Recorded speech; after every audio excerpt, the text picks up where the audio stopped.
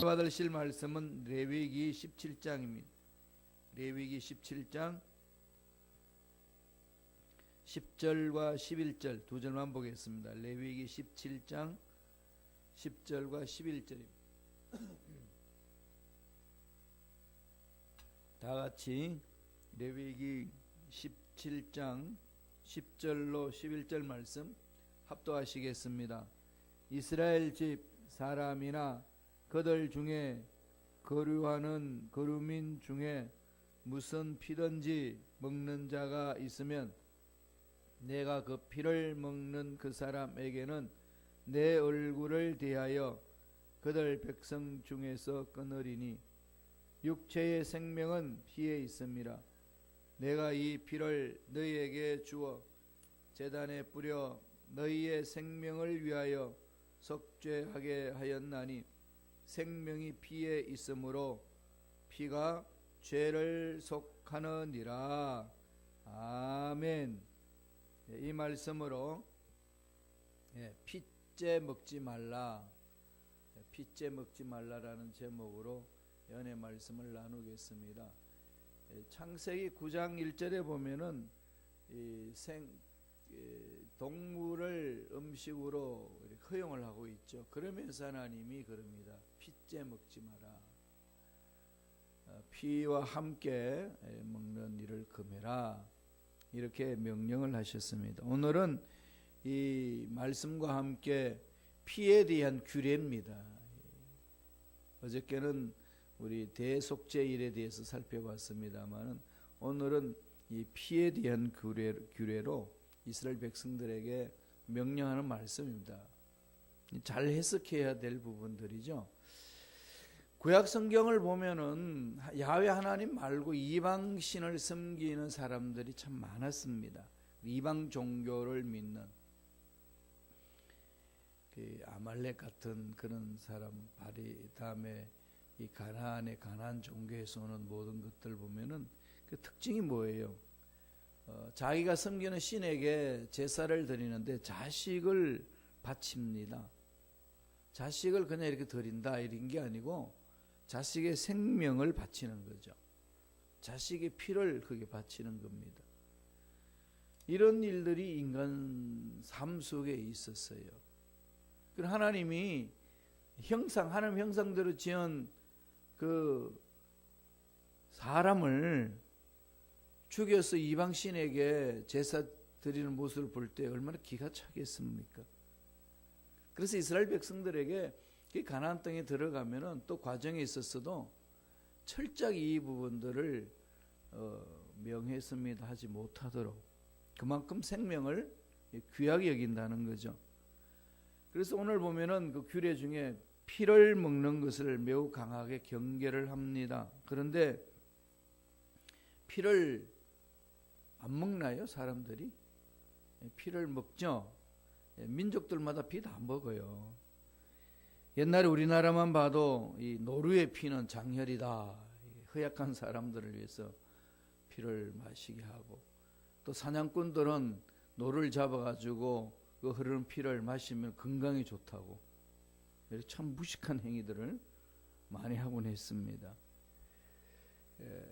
기가 약한 사람들에게 이렇게 기를 생성시켜 준다고 그래서 노루의 피를 많이 사용했다고 그래요. 장혈 이렇게 얘기하죠. 보강해주는 약재로 사용했다고 합니다.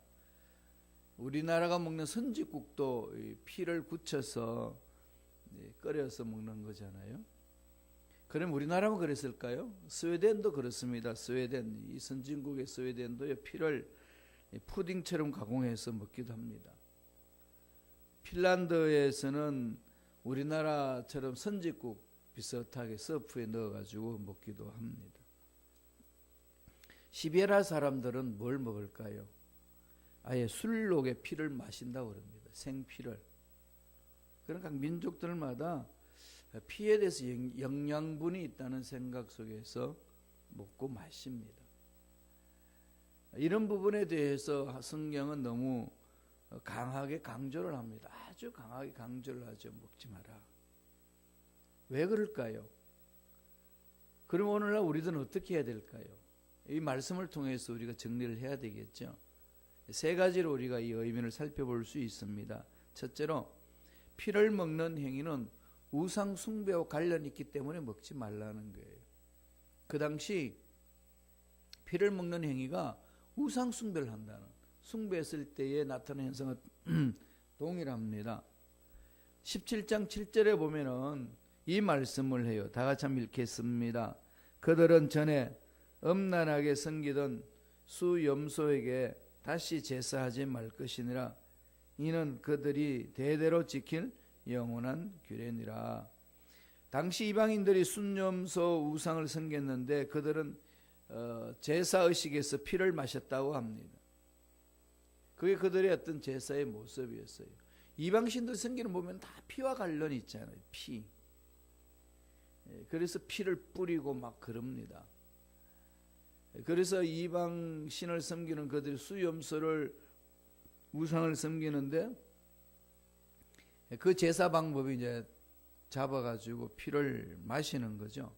이것이 이스라엘 백성들에게 하나님이 피의 제사를 명하셨는데 그게 변질되어서 피를 마시는 행위를 함으로 우상 숭배 동참할 수 있는 위험성이 있기 때문에 하나님이 그것을 아예 금해버렸습니다. 17장 10절 읽었던 말씀 중에 이 말씀을 하잖아요. 다 같이 한 목소리 읽겠습니다. 한 번 더. 이스라엘 집사람이나 그들 중에 거류하는 그루민 중에 무슨 피든지 먹는 자가 있으면 내가 그 피를 먹는 사람에게는 내 얼굴을 대하여 그를 백성 중에서 끊으리라. 거룩한 하나님을 대하면은 죄인은 죽지요. 그래서 피를 마시는 사람 내 얼굴을 대하여, 얼굴을 대면한다는 거죠. 얼굴을 대면하는 것, 이걸 다른 말로는 하나님이 분노하신다, 그렇게 번역하기도 합니다. 얼굴을 대한다는 것은 거룩한 하나님이 직접 지켜본다는 거죠. 거룩한 하나님이 죄가 있는 인간과 직접 대면하면 죄인은 그 자리에서 죽습니다. 그러니까 무슨 피를 마시든지 간에 하나님은 그 자를 심판하겠다는 거죠. 살아남을 자가 아무도 없다는 겁니다. 이 부분은 우상 숭배에 대한 경계입니다. 하나님을 저버리는 자가 되지 않도록 온전히 하나님께 모든 마음을 두라는 그 메시지입니다. 이것은 초대교회에도 이런 일이 일어났어요. 예수 믿는 사람들 중에 유대인들이 있었고 이방인들이 있었습니다. 초대교회. 그러니까 문화가 다 다르잖아요. 유대인들은 뭘 강조하겠어요? 율법을 강조하고, 이방인들은 율법을 모릅니다. 예수를 믿으면서 그 당시 오늘날 우리 가지고 있는 성경 66권이 손에 쥐어진 것이 아니고 파피루스로 전해져 있기 때문에 전해오는 그 말씀을 듣고 예수 믿고 그렇게 신앙생활을 하다가 보니까 그 유대인들이 경험했던 율법을 잘 모르는 거죠. 그러니까 뭐 음식 먹는 것에 대해서 거리낌도 없고 생활 풍습이 이방 신들을 섬기는 사람들과 다를 바가 없습니다. 논쟁이 붙었어요. 율법을 지키지 않으면 구원받지 못한다. 이러니까 이제 예루살렘 안디옥 교회와 예루살렘 또 여기 있는 대표들을 뽑아가지고 예루살렘 회의로 이렇게 보냈습니다. 그 예루살렘 회의를 하고 난 이후에 결과를 이제 내린 내용이 사도행전 15장에 있습니다. 그래서 사도행전 15장은 예루살렘 회의, 최초의 회의에 대한 결론입니다. 그 말씀 한번 볼까요? 사도행전 15장 29절 말씀입니다. 다 같이 읽습니다. 우상의 제물과 피와 목매어 죽인 것과 음행을 멀리할지니라. 이에 스스로 삼가면 잘되리라. 평안함을 원하노라 하였더라. 베드로도 보고하고 야고보도 보고하고 다 이렇게 보고해가지고 이방인들에 대해서 어떻게 할 것이냐, 그런 내용입니다. 다른 것 우리가 금하지 않겠다. 다만 우상을 섬기는 일을 멸해라. 그리고 우상 숭배를 하는 그런 행위 자체를 멸해라. 이런 차원에서 우상 제물, 피, 목매어 죽인 것, 이런 다 멀리하라는 거죠. 명하는 것. 이 목매어 죽인 것, 그러니까 뭘 생각나죠? 우리 한국 사람들은 개고기 먹지 말라. 이렇게 해석하는 분들이 있어요. 그 당시 그 사람도 개고기 먹었기 때문에 했겠을까요? 그 당시 개를 잡을 때 목을 메어서 죽였을까요? 그런 거 아닙니다. 그 문화 속에서 그런 게 아니고 이방인들이 짐승을 학대해가지고 죽이면서 그렇게 해서 신에게 바치는 그 음식들 그렇게 먹지 말라라고 규정을 해줬습니다. 그게 우상의 제물, 피, 목매어 죽인 것, 음행. 이것을 멀리하라고 그 당시 예루살렘 회의에서 결정 내려준 겁니다. 그래서 이방인들에게 유대인들이 하는 것처럼 율법을 줘서 그들을 율법대로 순종하라고 할 수는 없는 거잖아요. 그건 유대교에서 하는 거니까. 예수 공동체에서는 그런 것을 금할 일이 없기 때문에 다만 생활 습관 중에 우상 숭배하는 행위에 동참하는 일이 없도록 조심하라라는 차원에서 그렇게 준 겁니다. 그러니까 피채 먹지 말라. 우상 숭배할 때에 피를 먹는 그런 일들을 그냥 행해서는 안 된다. 그렇게 말합니다. 노아의 홍수 이후에 하나님이 주신 계명이 동물을 먹어도 좋다. 그 당시에는 식물만 먹었거든요. 동물을 먹어도 좋다. 그렇지만은 그것을 음식으로 먹는데 피채 먹지 마라. 그렇게 규례를 주신 겁니다. 곧 그것이 이 후대에 내려와서 우상 숭배하는 데 쓰임 받을 수 있는 부분들이 있기 때문에 이미 하나님이 말씀을 해주고 계시는 거죠. 그게 한 의미가 있고요. 또 하나의 의미는 피는 그 자체에 생명이 있기 때문에 그렇습니다. 피는 뭐가 있다고요? 생명이 있다. 피는 그 자체에 생명이 있다. 이게 하나님이 주시는 메시지입니다. 피에 생명이 있기 때문에 생명이 있는 이 피를 건드리지 말라는 겁니다. 피는 그 자체에 생명이 있기 때문이다. 두 번째 주시는 교훈입니다. 이 피를 함부로 대하지 말라는 거죠. 피 그 자체가 생명이 있기 때문에 그 피를 함부로 대해서는 안 된다. 17장 11절에 그렇게 구체적으로 설명을 합니다. 한번 읽어보실래요? 육체의 생명은 피에 있습니다. 내가 이 피를 너희에게 주어 제단에 뿌려 너희의 생명을 위하여 속죄하게 하였나니 생명이 피에 있으므로 피가 죄를 속하느니라. 육체의 생명은 어디에 있다는 거죠? 피에 있다. 이 피의 문제가요, 이단들이 지금 많이 이렇게 혼용하고 있습니다. 피에 생명이 있으니까 여호와 증인들은 수혈을 거부합니다. 피에 생명이 있는 걸 어떻게 수혈을 받을 수 있냐. 그래서 피 흘리는 일에 동참할 수 없다. 그래서 병력 거부하고 있어요. 이 사회 문제가 일어나는 거지. 여호와 증인은 뭔가 하면은요, 삼위일체 하나님을 거부해요. 야훼 하나님만이 하나님 한 분밖에 없다고 믿습니다. 예수님은 하나님을 믿지 않아요. 그냥 하나님이 창조하신 피조물이다. 옛날 유대인들이 예수님에 대해서 잘못 주장했던 내용이 있는데 그 이단들하고 동일합니다. 초대교회에 일어났던 그 이단들의 모습이 여호와 증인이에요. 예수님은 그냥 피조물이지 하나님으로, 야훼 하나님이 아니라는 거예요. 그래서 삼위일체 하나님을 부정하면서 자기 나름대로의 성서를 풀어나가는데 다 왜곡시키고, 그들은 평생 열심히 훈련하고 노동하고 전도하고 그렇게 해야 성화가 되고 성화되어 구원받는다고 믿어요. 그래서 그들에게는 전도 열정이 우리 개신교, 일반 개신, 정통 개신교보다 강합니다. 그것은 은혜에 감격해서 전하는 게 아니고 전도해야만이 구원받기 때문에, 그리고 구원의 논리 속에 들어가고 있기 때문에 달려드는 거죠. 그런 여호와 증인들은 피를 거부해요.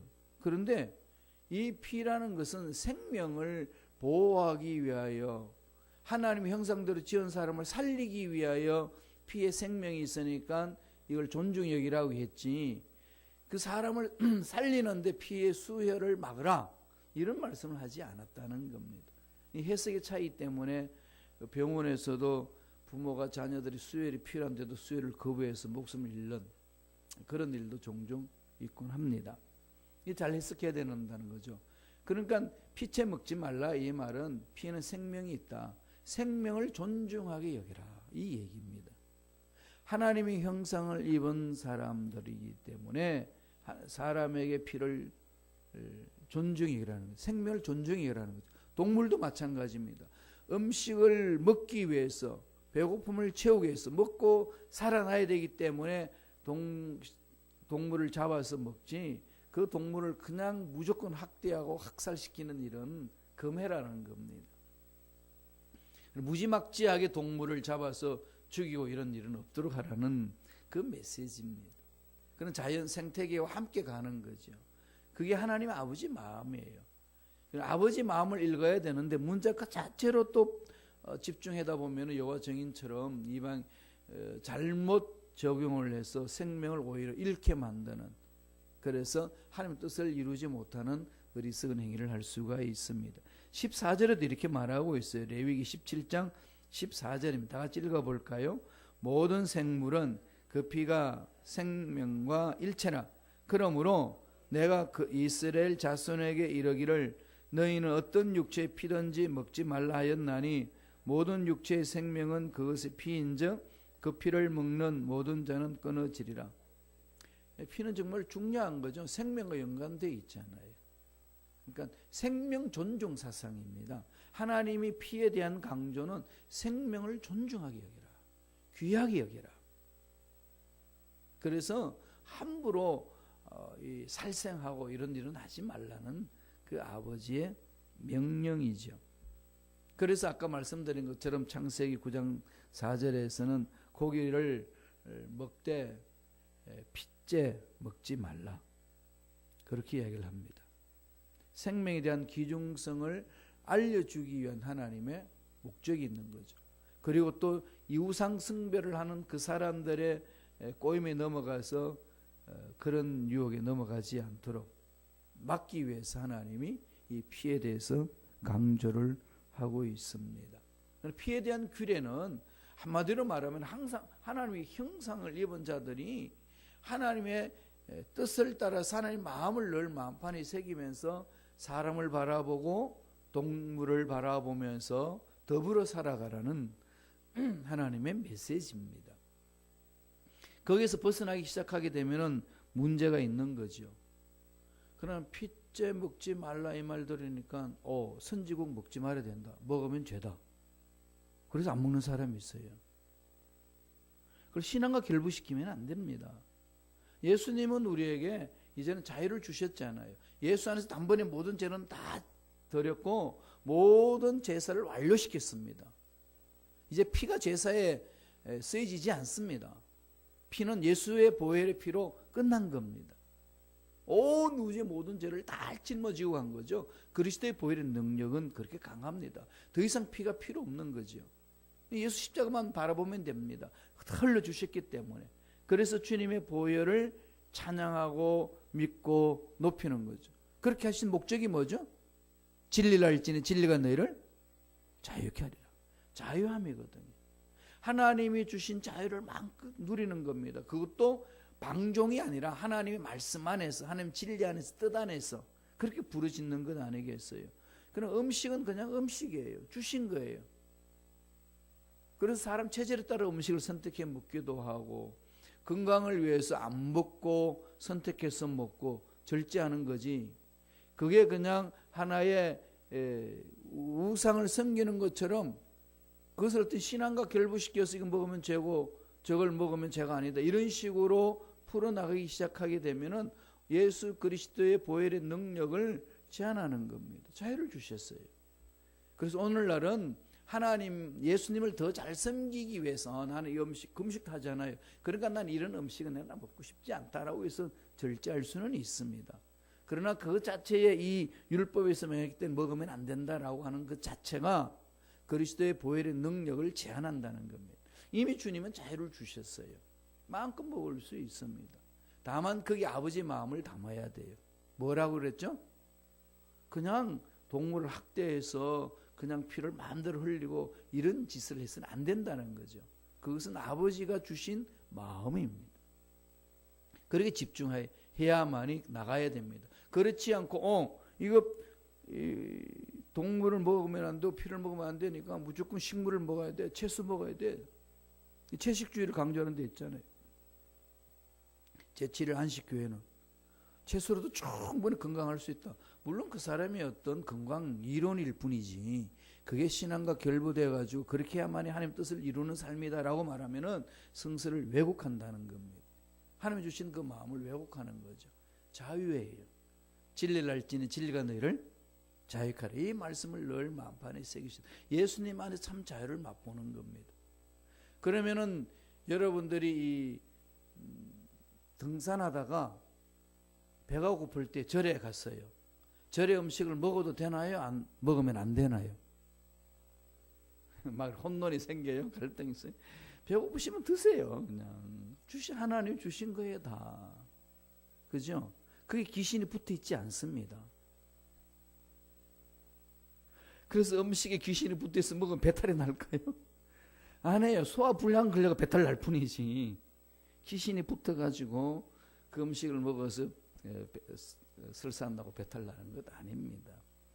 하나님이 주신 것 믿음으로 먹을 만한 것이 있으면 먹으면 돼. 그러나 끓임직하다나 먹고 싶지 않다 안 먹으면 돼요. 그냥 자기가 그걸 그냥 신앙의 결부해서 먹는 사람은 신앙이 좋은 거고 먹지 못하면 신앙이 약한 사람 또 이렇게 해서도 안 된다는 거예요. 다만 그 사람을 존중해주고 예수를 닮아가는 게 중요하다는 거죠. 늘 그 말씀에 마음을 모으셔야 됩니다. 마지막 세 번째로 왜 피째 먹지 말라고 그럴까요? 피는 속죄 사역의 주된 요소이기 때문에 그렇습니다. 피로 제사함을 받습니다. 귀한 거죠. 주님이 하나님 규례를 주셨는데 우리 죄는 지으면은 우리를 부패하고 사람을 부패하잖아요. 하나님 앞에 가까이 못 갑니다. 영원히 죄악 불덩이 속에 살 수밖에 없죠. 지옥에. 그것을 건져내기 위한 방법을 하나님 주신 것이 생명이 있는 피를 흘림으로 죄 씻음 받았던 것들을 이렇게 확인받고 용서받는 일이에요.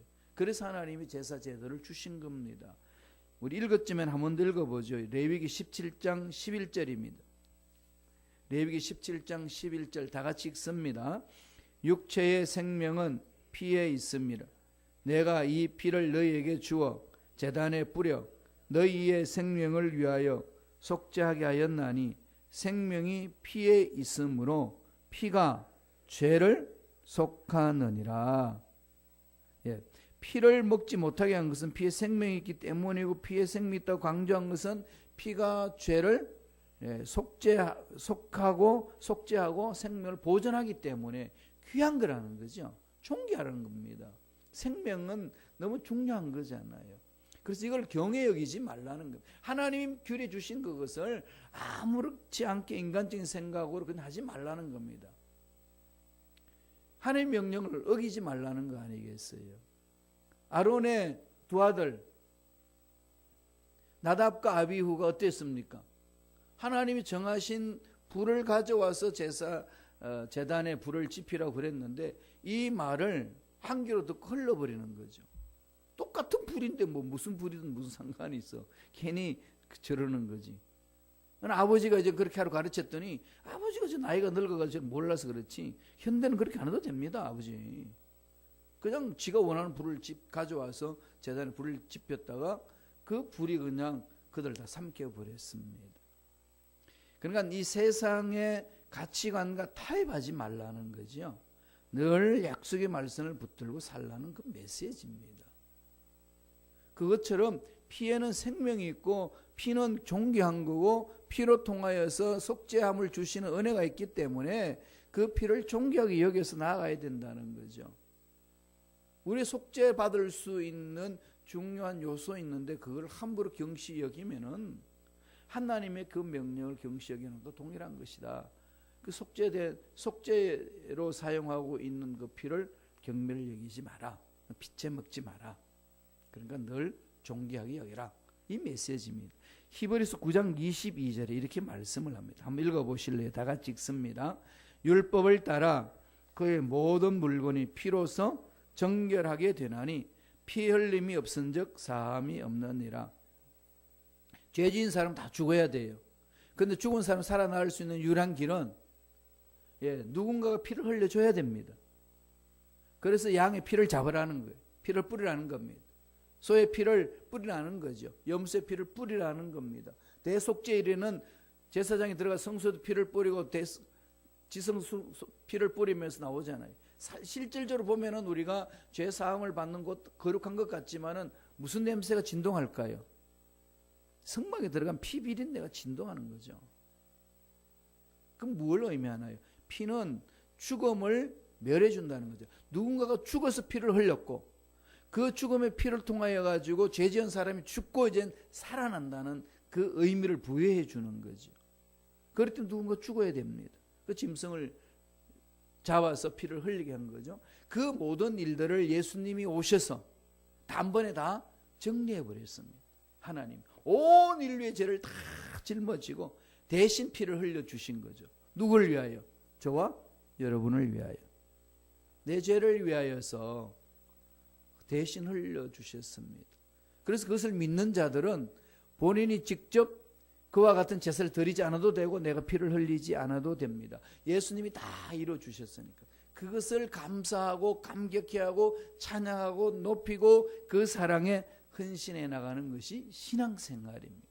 그렇게 나가는 삶이 자유로운 거죠. 그러니까 옆에 있는 사람을 무시할 수 없는 것이고 그 사람을 정죄할 수 없는 것이고 그 사람이 올바로 살 수 있도록 기도해 줘야 되고 세워주고 그렇게 나아가는 것이 올바른 신앙생활이라고 말씀해 주고 있습니다. 핏째 먹지 말라는 의미는 그렇게 세 가지 의미가 있습니다. 우상 숭배하는 일을 단절시켜라. 생명이 있다. 생명을 존귀하게 여기라. 속죄 사역에 주되게 사용되는 것이 피다. 귀하게 여겨라. 이 아버지의 마음을 품으라는 겁니다. 이런 마음을 품으면 어떤 일이 일어날까요? 하나님의 마음에 순종하는 마음이요, 사람을 존귀하게 여기는 것이고 이 자연 생태계에 대해서도 하나님의 눈으로 바라보는 거죠. 이걸 잘못 해석하게 되면은 동물 잡아먹지 말자 이러면서 이제 채식주의로 변하게 됩니다. 채식주의만이 하나님을 기쁘게 하는 사람일까요? 하나님은 아니야 그러는 거죠. 자유를 주셨습니다. 그리고 주 안에서 자유를 주신 것 마음껏 누리시고 남들도 그 주 안에서 자유를 누릴 수 있도록 우리가 전해야 되고 또 그들을 세워줘야 되는 겁니다. 이게 핏째 먹지 말라는 아버지 명령에 담겨진 그 의미입니다. 이 마음 고이 간직하시고 정말로 옆에 있는 사람 존귀하게 여기면서 하나님의 뜻을 이루는 저와 여러분 되시길 간절히 축원드립니다. 기도하겠습니다. 하나님 아버지 감사합니다. 우리를 하나님의 형상대로 창조하셔서 이 세상에 살아갈 수 있도록 기회 주심을 감사합니다. 하나님의 선하신 계획이 있기에 우리가 이 세상에 살아가고 있는 줄로 믿습니다. 그 계획대로 살아갈 수 있도록 지혜를 주시고 총명을 주시고 명철과 능력을 허락하여 주옵소서. 피 흘림이 없은즉 죄사함이 없다고 하였는데 예수님이 우리 모든 죄를 다 짊어지고 가시고 우리의 모든 죄를 다 사하여 주셔서 온전히 주 안에서 참 자유를 맛볼 수 있도록 축복해 주신 그 은혜에 감사와 찬양을 드리옵나이다. 날마다 예수 그리스도의 보혈에 의지하여서 지은 죄를 회개하고 돌이키고 또 주위에 있는 사람들이 그런 죄악 가운데 있을 때에 정죄하기보다는 그들도 회개하고 돌아올 수 있도록 사랑해주고 섬기고 존귀하게 여길 줄 아는 우리가 되게 성령님 역사하여 주옵소서. 진리를 알지니 진리가 너희를 자유케 한다 하사오니 진리이신 예수님을 만나고 예수님을 아는 우리들은 진정한 자유가 있는 줄로 믿습니다. 죽음의 두려움에서 자유가 있고 문제의 두려움에서 자유가 있고 미래의 두려움에서 다 자유가 있는 줄로 믿사오니 이 자유 빼앗기지 않도록 성령이여 우리 심령을 사로잡아 주옵소서.